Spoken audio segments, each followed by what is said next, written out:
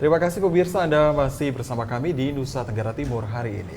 Kita beralih ke informasi selanjutnya, pemirsa. Jembatan Kembar Liliba akan segera dibangun pada tahun 2023 mendatang. Masyarakat diharapkan dapat mendukung dan mempersiapkan diri karena jalur lalu lintas akan dilakukan rekayasa.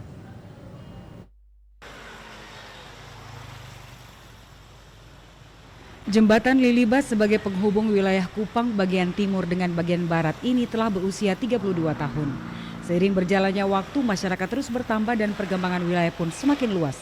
Maka kerap terjadi kemacetan pada waktu tertentu di wilayah ini. Balai Pelaksana Jalan Nasional BPJN Nusa Tenggara Timur, Kementerian Pekerjaan Umum dan Perumahan Rakyat berencana untuk membangun jembatan Liliba 2. Rencana ini untuk meminimalisasi kemacetan dan mengatasi kepadatan lalu lintas di jembatan Liliba yang menjadi keluhan warga Kota Kupang selama ini. Kepadatan kendaraan sering terjadi di jembatan Liliba hampir setiap pagi dan sore hari sebelum dan sesudah jam kantor. Kepadatan lalu lintas terjadi karena pertemuan dua jalur menjadi satu jalur jembatan sehingga menimbulkan kemacetan dan mengganggu aktivitas masyarakat.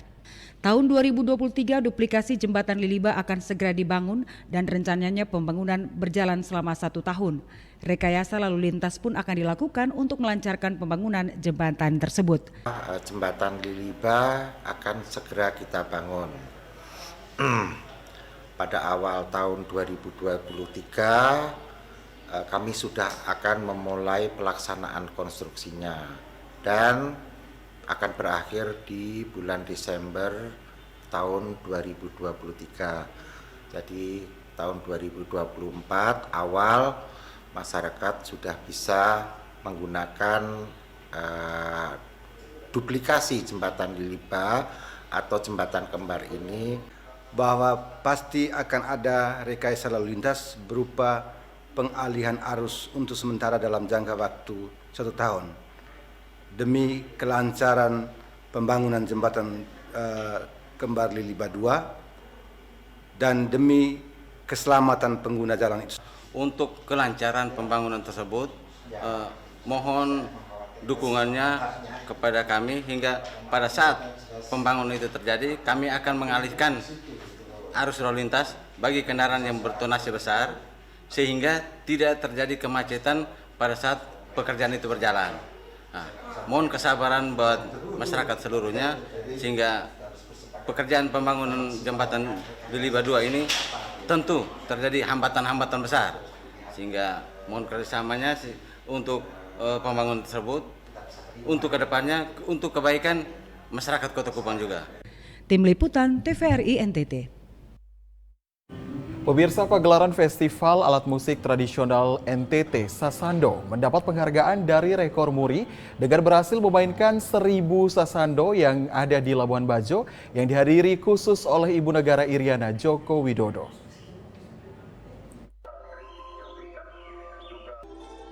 Inilah pergelaran alat musik 1000 sasando yang berasal dari Rote, Nusa Tenggara Timur. Festival ini mendapatkan penghargaan dari Rekor Muri Indonesia setelah berhasil dipentaskan oleh 1000 pemain dari kalangan pelajar Nusa Tenggara Timur yang dilaksanakan di Marina Labuan Bajo pada Rabu malam 28 September 2022. Pergelaran 1000 sasando ini dihadiri langsung oleh Ibu Negara Iriana Joko Widodo dan organisasi Aksi Solidaritas Era Kabinet Indonesia Maju. Dalam pementasannya, para pemain sasando ini memetik alunan dengan 11 instrumen lagu Nusa Tenggara Timur yang dipadukan dengan beragam tarian lokal Nusa Tenggara Timur. Festival ini merupakan bentuk promosi alat musik Nusa Tenggara Timur serta memastikan sasando merupakan warisan Nusantara milik Indonesia yang sebelumnya sempat diklaim oleh negara lain. Karya budaya lokal yang luar biasa, sebuah alat musik sasando yang Anda tahu semua bahkan pernah diklaim oleh negara lain. Kali ini Rote Dau di Labuan Bajo membuktikan ini adalah milik kita. Dipagelarkan secara serentak oleh anak-anak NTT 1000 pemain. Oleh karenanya Muri mencatatnya sebagai rekor dunia. Tidak ada di belahan dunia manapun yang pernah memainkan sasando sebanyak 1000 pemain. Dari Manggarai Barat, Alexandro Hatol, TVRI NTT. Pemirsa, perkemahan musim panas di alam terbuka sangat baik bagi kondisi psikologis anak didik yang membutuhkan pengalaman belajar dari dan bersama alam. 1.000 lebih siswa sekolah menengah atas Katolik Regina Pacis Bajawa melaksanakan perkemahan musim panas di Desa Mangeruda, Kecamatan Soa selama seminggu untuk bisa membangun kembali relasi sosial antara sesama siswa dan guru, serta meleburkan diri secara total untuk belajar dari dan bersama alam. Berangkat dari Stadion Bola Kaki Lebijaga, Bajawa, rombongan siswa dan guru menggunakan kendaraan roda 4 dengan mendapatkan pengawalan dari Satlantas Polres Ngada menuju lokasi perkemahan.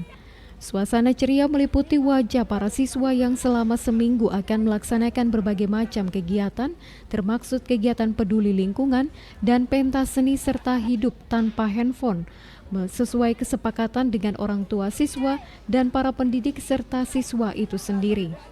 Perkemahan musim panas juga bertujuan untuk menilai siswa tidak hanya dari sisi akademi, tetapi juga membentuk mental dan perilaku siswa untuk mampu bekerja sama serta peduli terhadap orang lain sebagai makhluk sosial. Kepala Sekolah Menengah Atas Katolik Regina Pacis Bajawa, Herdin Diwa, menjelaskan bahwa sangatlah penting membawa kembali siswa kepada kehidupan yang alami agar membangkitkan kembali sisi kemanusiaan siswa untuk menjadi pribadi yang berkualitas baik dari segi keilmuan maupun dari sisi berperilaku yang sesuai norma dan harapan orang tua serta agama. Kegiatan Reci Summer Camp ini ada mengandung beberapa unsur. Pertama itu berkaitan kegiatan kerohanian, yang kedua itu kegiatan live-in, yang ketiga kegiatan penjelajahan, kegiatan bakti sosial. Semuanya ini dilakukan dengan tujuan supaya anak-anak kita memiliki karakteristik yang sebutkan tadi.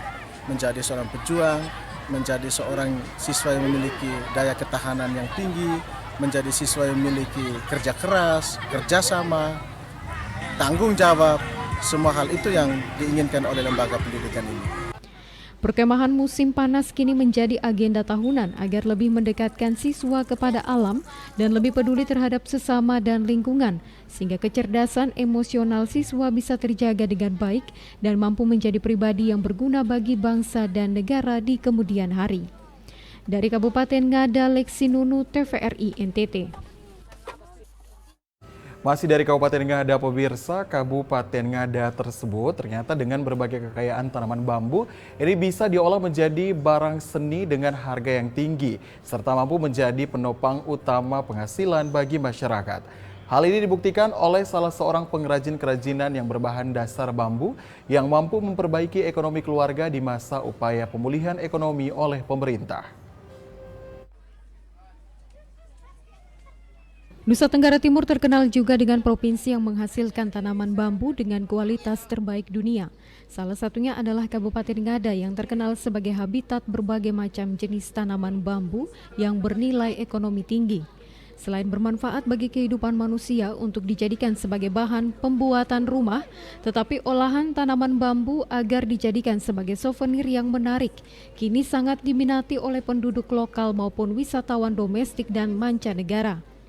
Hal ini dibuktikan oleh salah seorang pengrajin olahan kerajinan berbahan bambu yang kini menekuni bidang ini sebagai pekerjaan utama karena dapat meraup keuntungan bersih jutaan rupiah dengan memanfaatkan semua bagian bambu sebagai souvenir. Markus Lina merupakan sosok pengusaha penengah yang kini menekuni dunia pengolahan bambu untuk dijadikan barang hiasan atau souvenir dengan tetap mengedepankan nilai seni dan kehalusan serta keunikan hasil karyanya. Sebagai pemilik usaha berbahan bambu, Markus Lina mengaku bahwa sebagai pemilik usaha, awalnya dirinya bekerja dengan tidak terlalu berharap agar karyanya dapat diminati oleh banyak orang. Tetapi melalui kerja keras dan usaha pantang menyerah, kini usahanya berbuah manis dengan semakin banyak masyarakat dan wisatawan yang membeli hasil kerajinan tangannya. Saya melihat bahwa potensi Ngada ini, bahkan Flores secara umum, bambu luar biasa. Dan di Ngada, potensi bambu yang luar biasa ini belum dimanfaatkan untuk kepentingan ekonomi. Dan saya mencoba untuk mengambil peluang ini.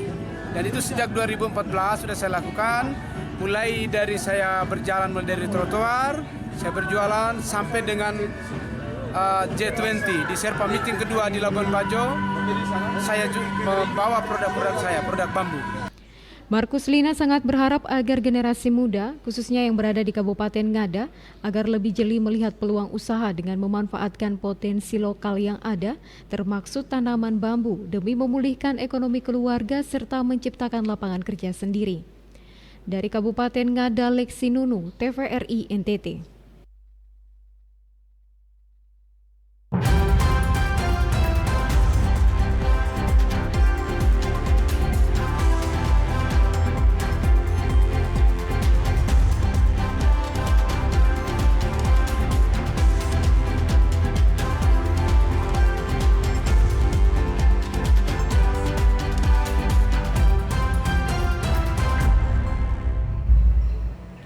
Ya pemirsa, informasi tadi sekaligus mengakhiri perjumpaan kita. Tak lupa kami juga terus mengajak Anda untuk tetap menaati protokol kesehatan guna mencegah penularan COVID-19. Dan pemirsa, mari beralih ke TV digital untuk kualitas yang lebih baik. Terus saksikan Nusa Tengah Timur hari ini yang menyajikan informasi secara santun, lugas, dan berimbang hanya di TVRI NTT Media, Pemersatu Bangsa. Kata saya Komang Astri. Ya, dan saya Junet Kapitan mewakili seluruh kerabat kerja yang bertugas pamit dari hadapan Anda. Terima kasih atas perhatian Anda, selamat petang dan sampai jumpa.